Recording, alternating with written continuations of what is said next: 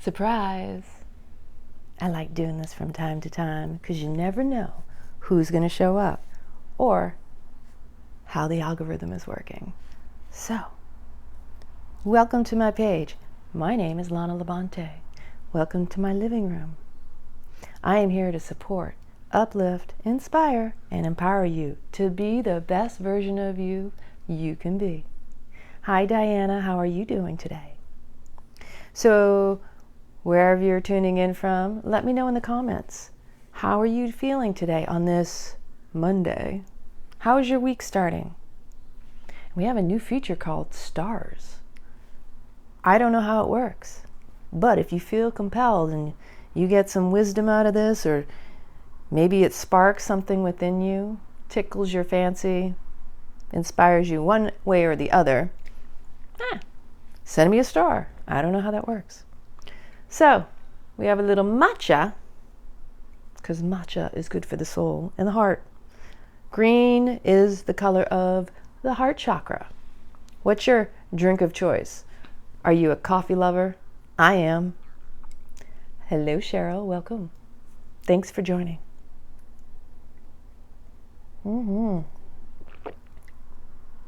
Earthy, yummy, high in antioxidants, good for your metabolism, good for your mood. It suppresses your appetite if you're looking for something like that. It's just a nice, calm, slow down to your day. You take a time out, you take a sip on.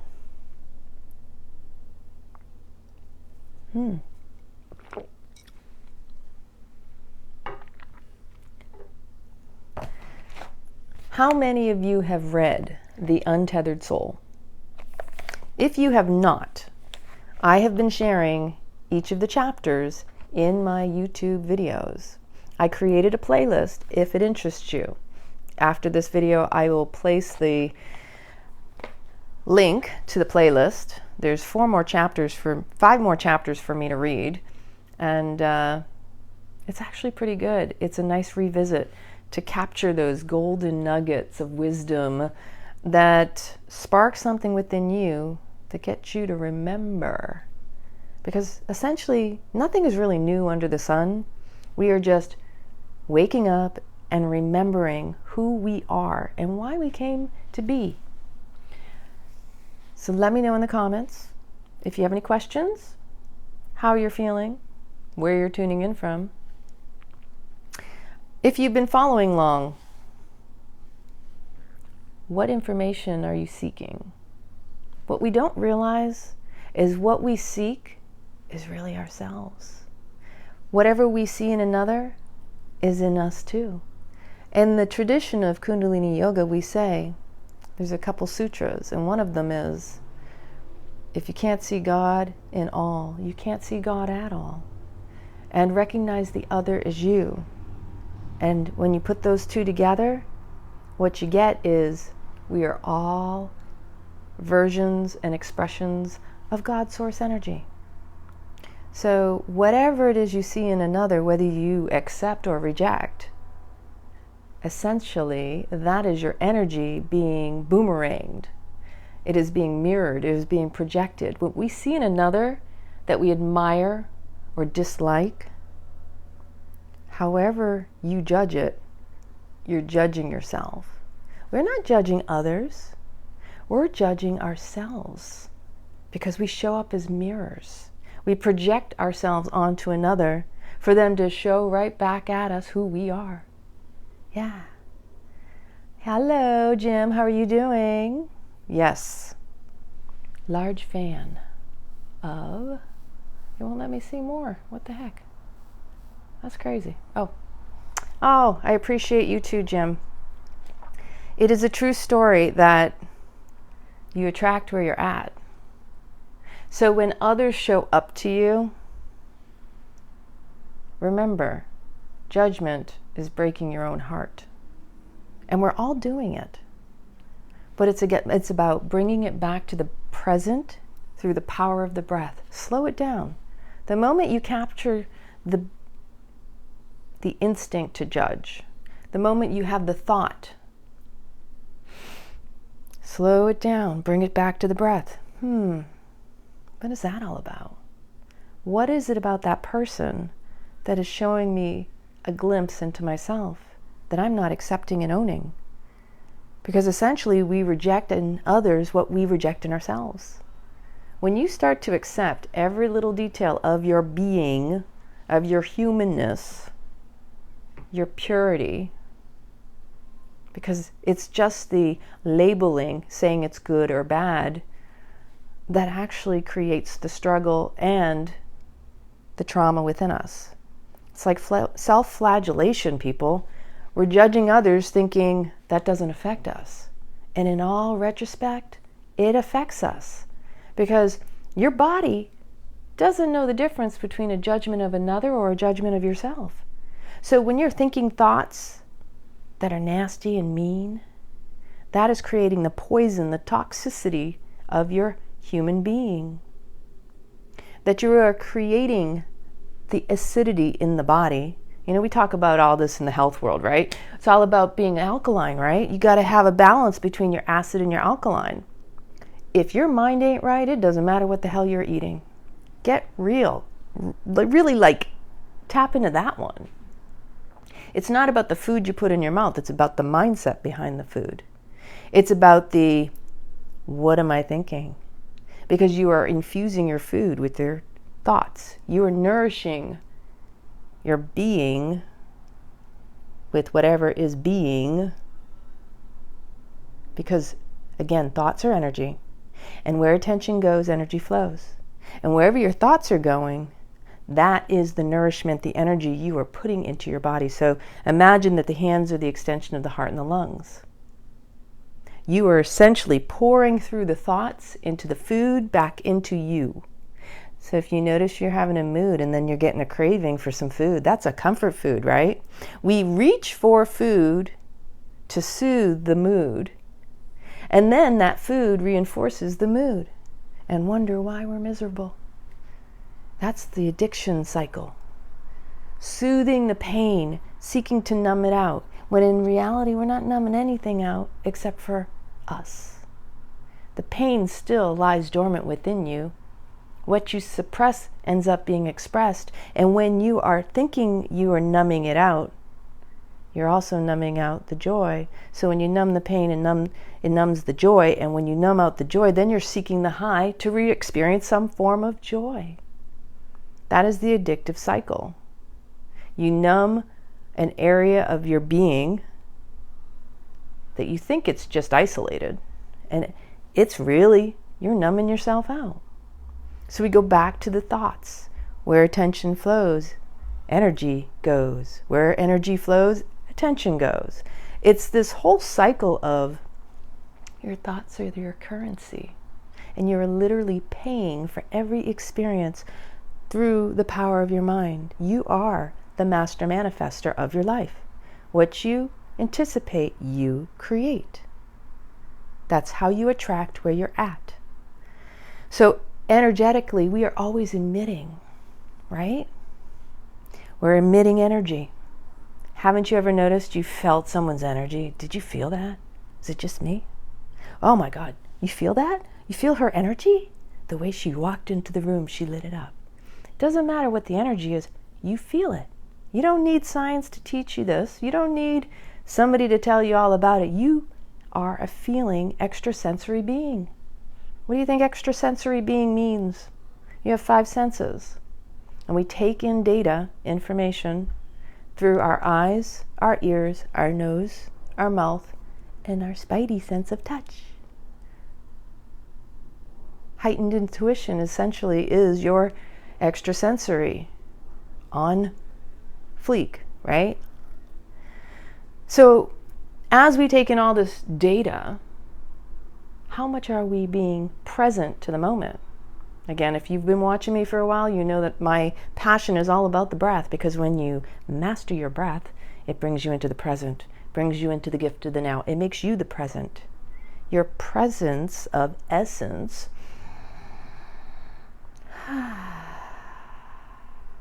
You just do that a few times. Breathe in. Sigh it out. Breathe in.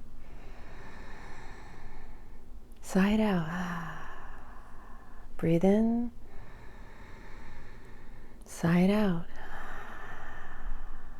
Now that you're in the moment, you slowed down long enough to recognize your thoughts starting to drop in. Are they going a little nutso? You on the hamster wheel of the mind? The mind is an interesting, clever entity. And you are not your thoughts. You are not your mind. You are the witness, the observer of it. You're the experiencer of your life. The thoughts are intangible. They don't exist. But yet we're so afraid of what they create and conjure up, aren't we? So essentially we try to avoid pain. And when you are living from a place of avoiding pain, you're drawing that pain to you. And when we are triggered, and we know that a trigger is your work to do, somebody is the catalyst to poking you or rubbing some salt in your wound, and you want to say they're the problem, but in reality, it's just you're evading the problem, and then someone shows up to bring it to your attention. It's your inner child basically saying, watch this, you're not paying attention to me, I'm going to pull in the second party, third party. I'm going to bring them in because we need to get this out because I feel neglected. So if you're not doing the inner work, we call it shadow work, we call it doing the work, the inner child healing. You can give it so many different names, but essentially, it's heal yourself. You want to be happier. You want a richer life on whatever level you mean by rich. You want to attract joyful people to you. You got to be the joy, right? Be the change you want to see in the world. You want more, you got to be more. Don't go outside of yourself, because if you haven't figured out, everything you seek is within. When you don't go within, you go without. See, these plays on words. When you start to learn how languaging affects your life, then you start to get a lot more selective about the words you choose, because you're casting the spells with every word you speak. You know, spelling, casting spells. Cursive, you're cursing. Oh, so crazy when you really get down to it. So we attract other people into our lives when we're not consciously, because it's an unconscious and a very subtle, oh my God, did you see what that person did to me? Oh, I'm such the victim. Not of the other person. It is the ignorance of our inner self that creates the circumstances and the situations that attract these moments where we get an opportunity to re-experience the pain that we suppressed, we're ignoring, we're trying to push it away. It's always an opportunity for growth. It's always an opportunity for healing. When that other person comes in, it's giving you an opportunity to address what is still unhealed and unresolved within you. So bless your enemies because they lift you higher. And so when they come in and they poke that stick at you, and you're like an angry animal, rabid, like, I don't want this. Take a second to breathe and ask yourself, what is this telling me about myself? Because as they've triggered you, now it's bringing your pain to the surface for healing, for your attention, because essentially that tension within you has been vying for your attention and you have not addressed it. Because as you've suppressed it, in your life you've expressed it, but you weren't paying enough attention to notice that it was time for you to address it. Not the other person. They only came in energetically because you weren't consciously doing it yourself. So when you come into those situations, it's time to sit there and go, okay, I don't want this to linger longer, and I don't want it to fester anymore. Because it's like basically a sepsis wound. It's gotten toxic. It's affecting your life. Your life can be so much better if you are willing to resolve it in the moment that it reappears. It arises. So when you sit with that, okay, guess what? The moment you sit with it, the moment you address it, you give it your attention, your energy, and your focus, it's like, oh, thank you for seeing me all this time. I've felt ignored. This is your inner child. I felt abandoned, rejected. Everything you probably think people are doing to you, you've been doing to yourself. People only treat us the way we energetically are treating ourselves. Whether anybody else is aware of it, again, what you suppress, you express. And it's basically going back to you. So if you're somebody who says, I don't understand why people treat me this way, there's something in that. They're only following your lead. So in however you may or may not been giving yourself the attention you needed and deserved, those people are showing up to mirror it to you. So you can say that they're doing it to you, but that's not the truth. And when your pain comes up, if you sit with it long enough, it will resolve and dissolve. Pain has purpose. Pain is your inner guidance system telling you something's out of balance. Something's not right in your mind. Because the pain in the body, the emotions that arise too, that's a mental construct. They're reacting and responding to the misalignment in your mind, the belief system, the BS that we conjure up, that we cling to, clinging, let it go. Boop. And what we hold on to runs our show. You know, it's so funny because so many of us are running around going, I don't want to feel this pain. But they're holding on to it and clinging to it so tightly, they don't even realize they're the reason they keep on having pain. You have created that dynamic. And where attention goes, energy flows. So the more you're saying you don't want something, the universe is saying, pour it on. She says she wants more.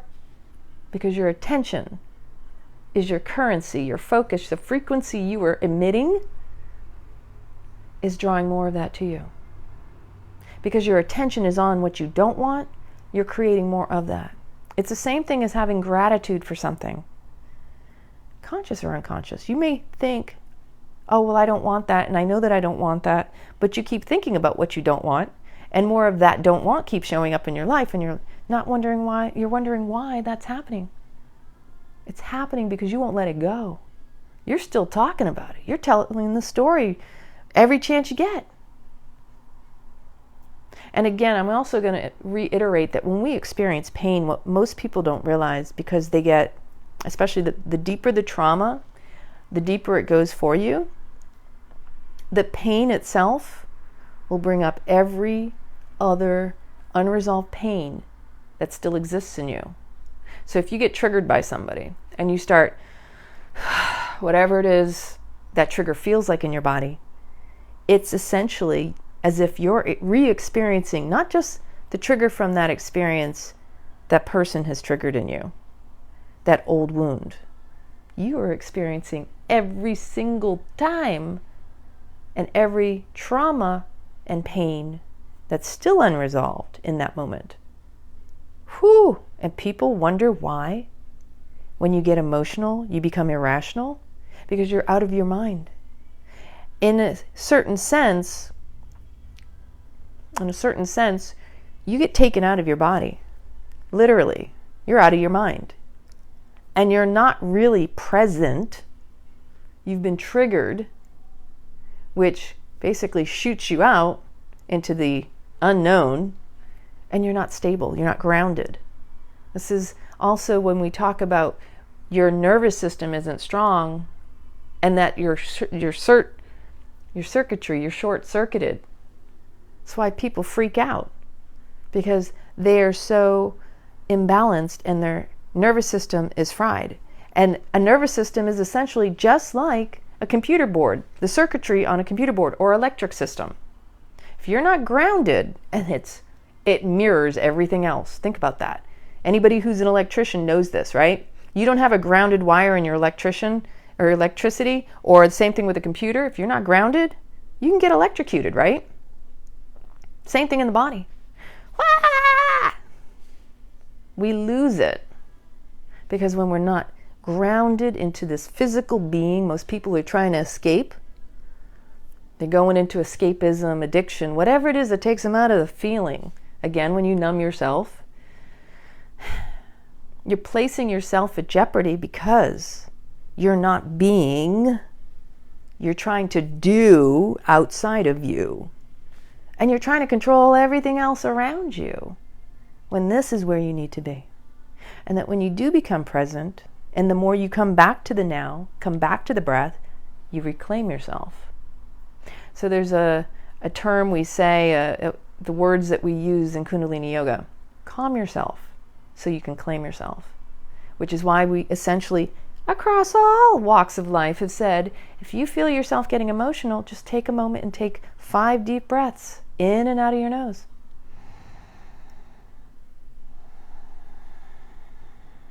Count, or even 10. Whatever it is that takes you back to the present moment, because essentially when we freak out, it's not even in the present. We're either getting hijacked from the potential future or something from our past. It's not from the moment.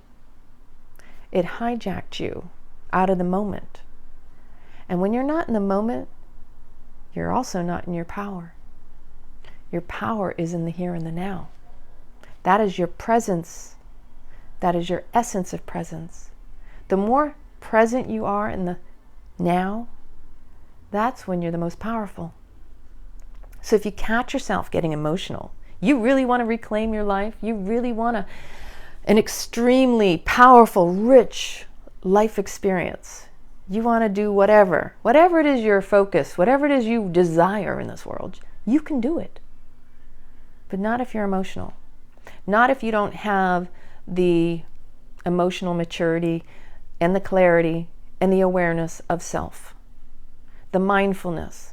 It has to be in the now. If you're constantly getting triggered and caught off guard and you're easy to hijack, you're an easy target,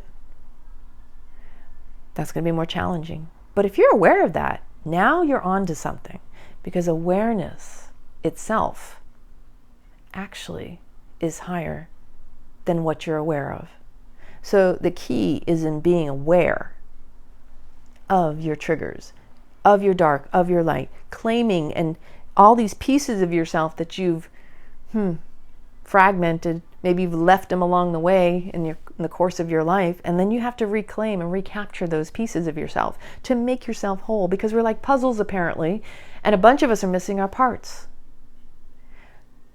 When you become more mindful, more aware of you, what it is that sets you off, what it is that lights you up, your pain, your joy, your gifts, maybe your weaknesses, all of that is who you are. You can't cherry pick who you are and what you like about yourself, because when you do that, you leave yourself with all these open holes, leaves you fragmented. You want to be whole. Without wholeness, you don't have the full power of your purity, of your potentiality. There's more to you than all the good stuff too. You are the dark and the light, the yin and the yang, the feminine and the masculine, the plus, the minus, the positive, the negative. You are all of that. But when you keep on thinking you need to only choose the good stuff, you're denying that the bad stuff even exists, and that's what keeps on showing up and running your life. You have to honor the bad stuff because it made you aware of the good stuff, and vice versa. The bad, as you may label it, because when you label something you limit yourself, I'm just saying, but when you see something you dislike, it leads you to where you want to be. It leads you to what you like. But don't always use the negative to determine the positive, because in reality, they're two sides of the whole. You can't have one without the other. With every pain, there will be joy, and with every joy, there may be pain. But it can be temporary, or it can be a lifelong journey. It's up to you to choose the path you choose to traverse. What do you really want to have in this life? What do you really want to experience? What do you want to leave as your legacy?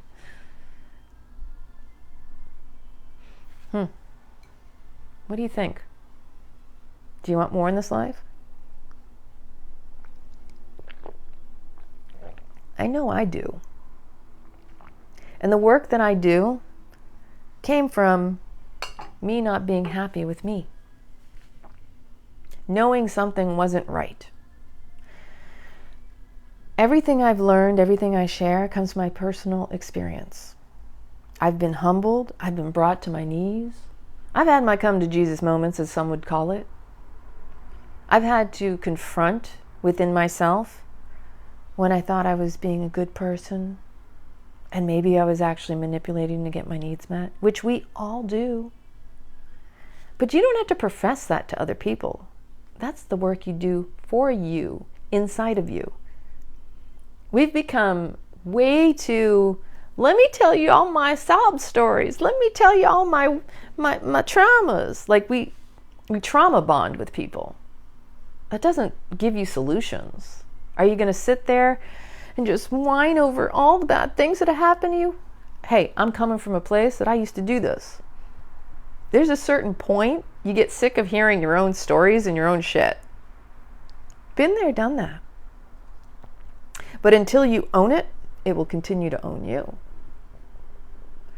Key is in recognizing you are like a computer background.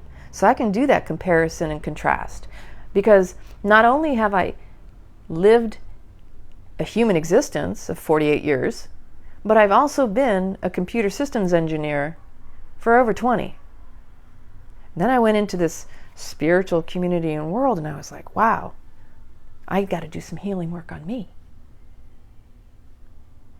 And it's interesting because, you know what? Everybody's fucked up. I'm here to tell you that. We all got some shit, people. And it's not that anybody's worse or better than another person. And we need to stop comparing ourselves to other people. That, again, is another example, because it's a judgment. To compare ourselves to another is to break our own heart. Whether we're thinking we're better or less than of another person. That doesn't serve us. That just keeps us still in those lower frequencies, when in reality we need to accept all the good and the bad. Make ourselves whole by bringing those pieces and parts back together again. That your inner child is just saying, please acknowledge me. I've been over here for so long. And I have these wounds. And I feel neglected and rejected. And if anybody needs to do that, it's you. So as adults running around with their unmet childhood needs, flinging shit at each other, expecting other people to meet those needs, how crazy that story is in itself. It's up to us to go inside, because all the things we think we're seeking outside of ourselves, the perfect partner, the perfect job, the perfect life, the perfect home, car, fashion, blah, blah, blah, blah. A lot of times, it's not just because you like those things, it's because you've been influenced, first off, influenced to like those things. And in that influence, you thought it would make you feel better about yourself. I know, I've been there. I had the perfect job, or so I thought. I had the perfect life, or so I thought. I thought I had good relationships, or so I thought. You know what? You know what thinking does? It steals vital life force energy from your biological body. So the more we think, overthink, we exhaust ourselves. And at that same note, thinking about that, people can't understand why they're exhausted all the time and they didn't do anything physically exerting, or that they're run down and they're tired and lethargic and they don't have the energy or the motivation to do the things they think they want to do. It's because they're in their heads. They're not present in their bodies. We've depleted ourselves by overthinking. All these thoughts, they're not who we are. But yet we give so much more attention, focus. We even think that our thoughts can solve our problems. But with the same mind that got us in the problem to begin with? See how crazy we are?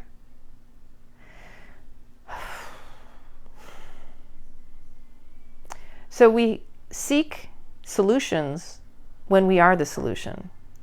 We go outside of ourselves when in reality we're seeking ourselves. We look for someone else to complete us when it's us that needs to complete ourselves, by, again, reclaiming those parts that we have abandoned, rejected. When you reclaim yourself, when you know thyself so well, and you trust, because see, here's the thing, when you know and you own all your stuff, the good, the bad, the ugly, the pretty, the whatever, don't you know nobody can take you for granted, nobody can take advantage of you, nobody can get one over on you, because you will see it in them because you own it in yourself. So many of us, and I'm going to use this example, and I was saying earlier about how we want to say that someone's done something to us. So going back to the basic human needs that most of us are trying to get met, that are still unresolved traumas, and we're trauma bonding with people. Well, you know, if I get in the perfect relationship, they'll love me, and so that'll validate me. And when in reality, you're not loving yourself. And maybe that relationship doesn't work out because they didn't love you the way you wanted to be loved, whatever that means. But maybe you didn't love them the way they needed to be loved either. The fact that you go into the relationship with the traumas and the baggage is already setting you up, because you're thinking they're going to fix all of your problems. There's no communication about this either. Most people go in a relationship with these uncommunicated expectations. They don't discuss, you know, hey, you know, this is the biggest problem in a relationship. People don't have conversations anymore. Most of the times they just jump into, you know, the intimacy of physical intimacy, but they're not even intimate with each other. You know, that's just too easy of a cover-up, and that's an addiction in itself. Another time, another conversation. But when we go into relationships with baggage and unresolved traumas, we're essentially not even realizing what we're doing is drawing a person who's going to bring that to our attention. And how many times have you expected something you didn't communicate and then made them out to look like they were the bad guy, but in reality you had a manipulative agenda to get them to meet those expectations, but you're not owning that part. So we can say, oh, I'm the victim of this relationship, and in essence we weren't allowing them to be themselves. We wanted them to be a certain way, and then we'll punish them for not being that way, however that looks. It could be the cold shoulder, it could be, you know, breaking up with them, or playing these little monkey games that relationships people do. This is just one example of how we can assume, oh, well, I'm such a good person, I didn't do anything to them. Well, I was expecting something more. And when I didn't get it, and didn't get my way, I threw a temper tantrum and I withheld my love from that person. That's manipulation, people. And we all do it. It doesn't make you a bad person. So I'm not here to condone self-flagellation. We're doing that enough as it is with ourselves. We're already beating ourselves up in most cases that we don't need someone else to do it for us. When we have deep-seated hurt and pain in our lives, we have to be the ones who own that. We don't have to go, hey, this is all my wounds. You know, can you help me fix this? You know, or going to confession. This isn't about a confession with the priest or whatever. Like, to me, that's absurd anyway. I mean, we think we need to talk it out with somebody else. But really, all you need is a mirror. Have that conversation with yourself. Or find yourself an actual coach who is neutral, who will hold you accountable and be your sounding board. Because we're not here to judge one another, although the world we're living in seems to think that's okay. In a world where they claim about equality, the craziness that I see going on in the world, there's more bullying, there's more, how dare you? You have to be a certain way to gain my affection and love. If you're not, you know, you don't subscribe to what I subscribe, then you're a bad person. We are in full-blown narcissism is the name of the game. It's like, this is what I'm seeing in the world.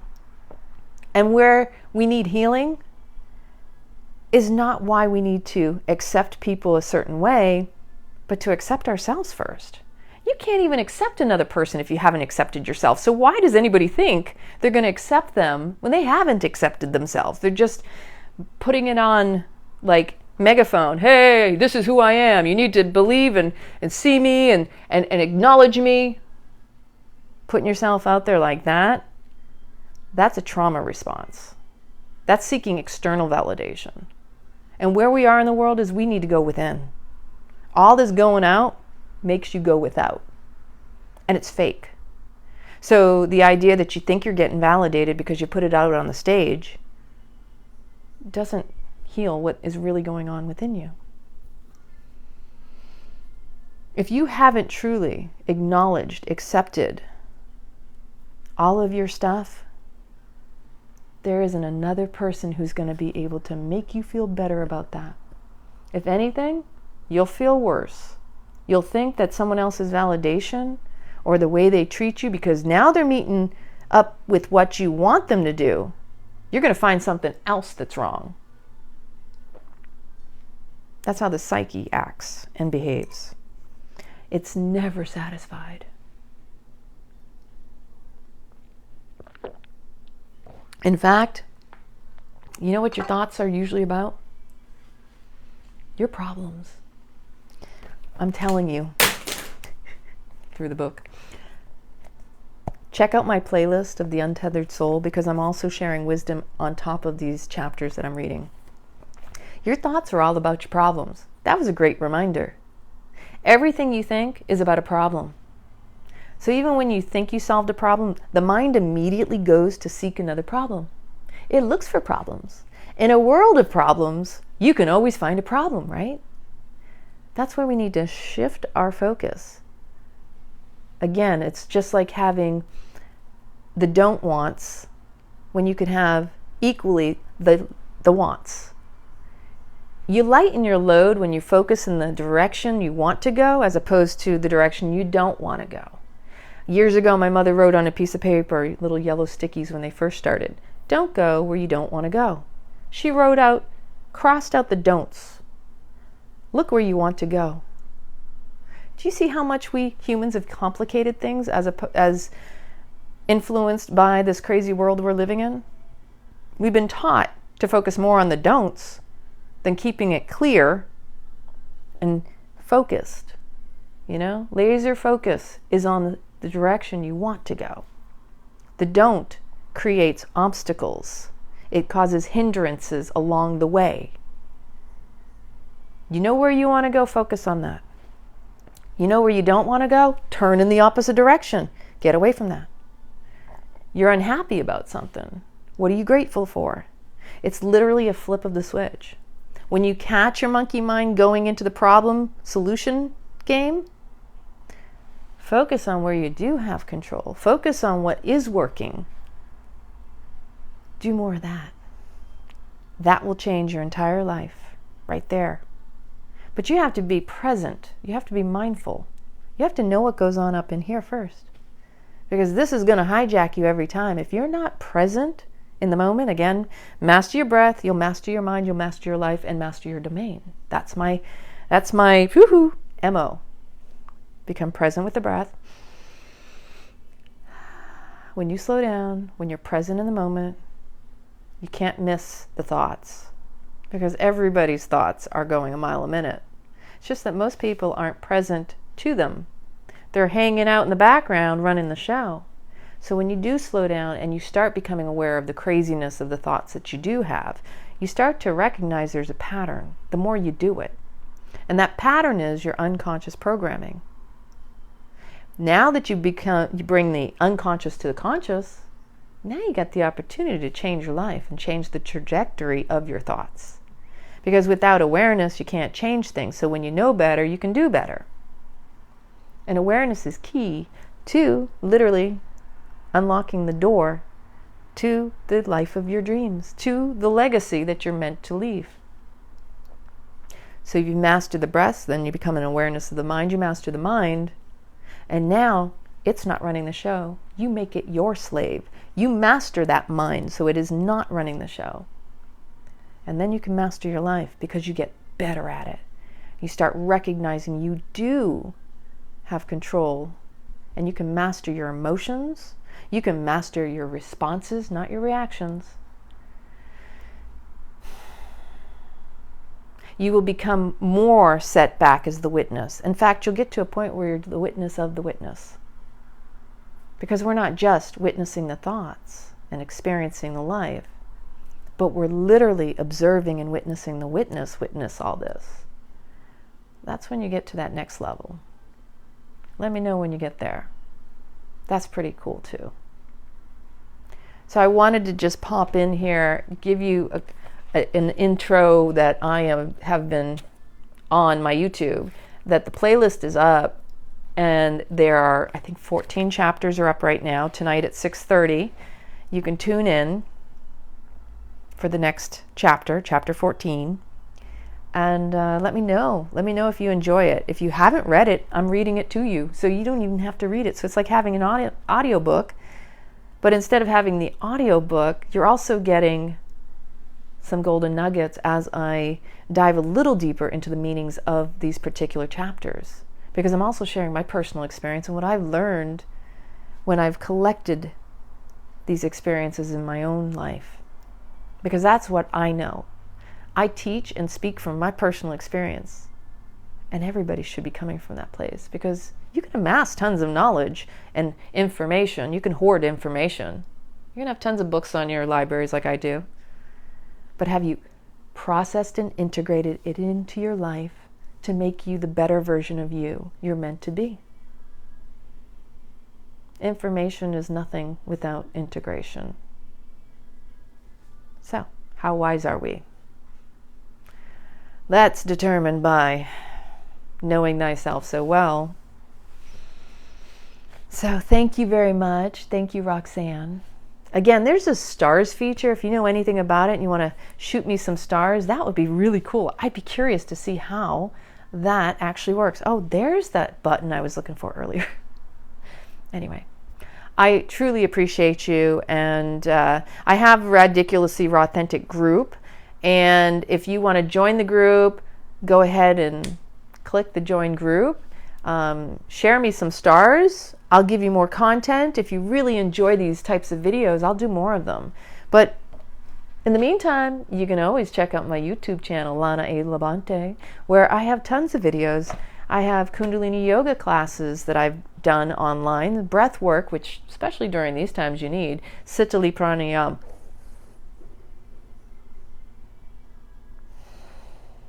It is the best for healing, cooling, and keeping your calm. If you get emotional, you can just sip it through the straw. Long, slow, and deep, in through the taco tongue. If you can't do that genetically because your tongue is not predisposed to curling, you can, but pretend like you're sipping through a straw. Long, slow, and deep down into the pelvic floor, expanding the belly and the ribs. And then on the exhale, you'll come out the nose and lower, contract, compress, pulling in and up at the navel point. All right, that's enough of that. Again, if you enjoy these, please click the like button. Sharing is caring, because you never know who needs this type of inspiration. Mindset matters. It really, truly does. And again, I'm here to support. I am here to uplift, to inspire and empower you to be the best version of you can be. I love you so much.